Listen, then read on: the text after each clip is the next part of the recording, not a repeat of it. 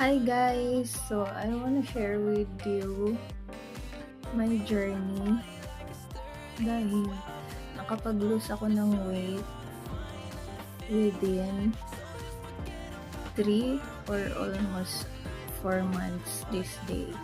Yan yung katawan ko no last December 2025. Ang weight ko dyan is 83 kilograms. Grabe.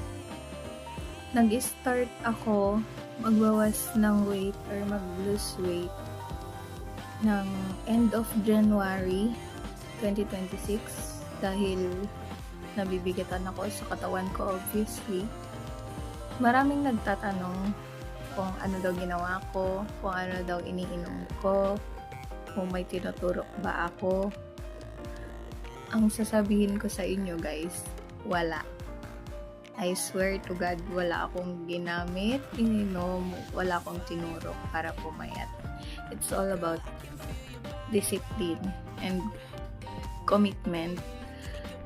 If porsigido ka talagang magbawas ng weight.